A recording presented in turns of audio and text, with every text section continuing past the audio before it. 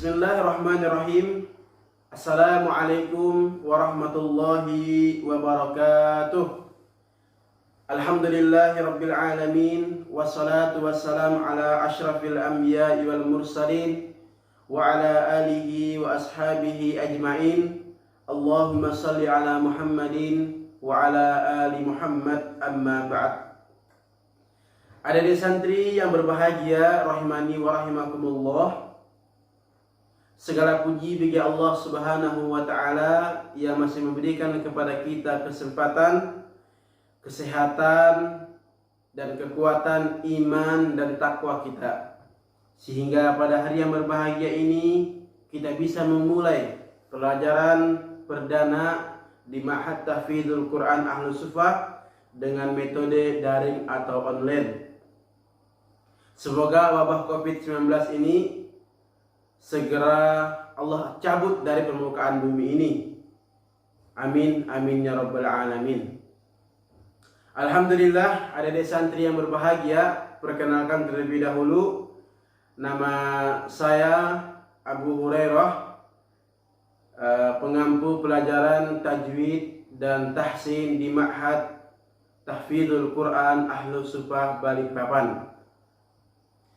Alhamdulillah, sebelum kita memasuki terlebih jauh untuk mengenal ilmu tajwid, bijak rasanya kalau kita mengenal tujuan kita. Kenapa kemudian kita diharuskan mempelajari ilmu tajwid sebelum kita menghafal Al-Quran.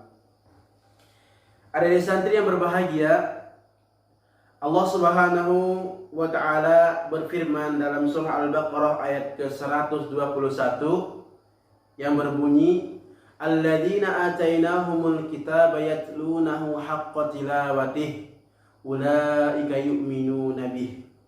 Yang artinya adalah orang-orang yang telah kami berikan kitab, mereka membacanya sebagaimana mestinya. Mereka membacanya sebagaimana mestinya. Mereka itulah orang-orang yang beriman kepadanya. Kemudian sabda Rasulullah sallallahu alaihi wasallam dalam hadis Al-Bukhari yang berbunyi, khairukum man ta'allama al-Qur'an wa 'allama. Kata Rasulullah sallallahu alaihi wasallam, sebaik-baik kalian adalah yang belajar Al-Quran dan mengajarkannya. Artinya kita mempelajari Al-Quran itu adalah sebaik-baik perbuatan dan sebaik-baik motivasi untuk diri kita. Rasulullah SAW melanjutkan kembali, al-mahir bil Qur'ani ma'as safratil kiramil bararah. Rasulullah SAW mengatakan bahwa orang yang pandai membaca Al-Quran itu akan bersama para malaikat yang mulia lagi taat. Jadi kalau kita satu saat nanti bisa membaca Al-Quran dengan baik, dengan kaidah tajwid dan makhrajul huruf yang baik, maka satu saat nanti di akhirat nanti kita akan bersama para malaikat yang taat kepada Allah Subhanahu wa ta'ala. Baik, kemudian Rasulullah melanjutkan, walladzina yaqra'ul Qur'ana wa yatata'ta fihi. Adapun orang-orang yang membaca Al-Quran tapi tersendat-sendat, gak lancar atau kurang bisa baca Quran, wa huwa alaihi syakun lahu ajran, maka Allah Subhanahu wa taala juga akan memberikan kepada mereka siapa? Mereka yang tadi membaca Quran tapi tidak lancar. Dua pahala. Jadi baik yang mana antara orang-orang yang kemudian membaca Al-Quran dengan lancar dengan para malaikat, atau orang-orang yang yatata'ta, yaitu orang-orang yang membaca Al-Quran tapi tersendat-sendat. Mereka hanya diberikan dua pahala saja. Tentunya ada di santri yang berbahagia, yang sudah pintar-pintar, yang sudah cerdas-cerdas, dan insya Allah akan menjadi anak yang soleh, memilih bersama para malaikat. Baik, ada yang berbahagia. Selanjutnya Allah Subhanahu wa taala berfirman, warattilil Qur'ana tartila. Kata Allah Subhanahu wa taala, dan bacalah Al-Quran itu secara perlahan-lahan. Bacalah Al-Quran itu secara perlahan-lahan. Kemudian kita ambil salah satu perkataan ulama, yaitu Al-Imam Ibnul Jazari mengatakan. Al-Imam Ibnul Jazari mengatakan, al-akhdhu bitajwidi khutmun lazimu. Beliau mengatakan membaca Al-Quran dengan tajwid hukumnya wajib. Membaca Al-Quran dengan tajwid hukumnya wajib. Man lam yusihhil Qur'an al-asimu. Nah, barang siapa yang tidak memperbaiki bacaan Al-Qur'annya, maka dia berdosa. Li'annahu bihil ilahul anzala. Karena dengan tajwidlah Allah Subhanahu wa taala menurunkan Al-Qur'an ini. Wa hakadha minhu ilaina wasala. Dan demikian pula Al-Qur'an itu sampai kepada kita. Artinya Allah Subhanahu wa taala telah menurunkan Al-Qur'an kepada kita dengan kaidah tajwid yang benar. Maka seharusnya kita selaku orang yang beriman kepada Al-Qur'an yang diturunkan kepada Rasulullah sallallahu alaihi wasallam, harus juga memperhatikan ketika membaca Al-Qur'an dengan kaidah tajwid. Dan orang-orang yang mengetahui dirinya tidak bisa membaca Al-Qur'an atau kurang fasih dalam membaca Al-Qur'an dan tidak mau belajar, maka dia berdosa kepada Allah Subhanahu wa taala. Ustaz kira sampai di sini cukup ya pengenalan kita untuk mengenal lebih jauh kenapa kita harus belajar ilmu tajwid. Baik, kita masuk pada pelajaran selanjutnya, yaitu pelajaran perdana kita.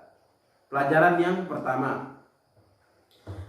Adik-adik santri yang berbahagia, insya Allah kita akan mengenal pada pelajaran pertama ini mengenal alif lam qamariyah dan alif lam syamsiyah. Alif lam qamariyah ada 14 huruf. Ya. Yang pertama huruf alif, kemudian ba, kemudian ja, kemudian ha, kemudian kha, kemudian ain, kemudian ghain, kemudian fa, kemudian qaf, kemudian kaf, kemudian mim, kemudian waw, kemudian ha, dan yang terakhir adalah kemudian ya. Baik. Contoh-contohnya alif lam qamariyah adalah yang pertama al-babun, kemudian alhamdu, al-ahadu, al-qur'anu, al-ghafuru, al-jibalu, al-ghashiyah, al-khannasi, al-alamina, al-fili, al-yatima, al-wadudu, al-hadi, al-karimu, al-qari'atu, al-furqadu, dan lain-lainnya. Nah, itu adalah 14 huruf al-qamariyah beserta dengan contohnya. Selanjutnya huruf alif lam syamsiyah sama.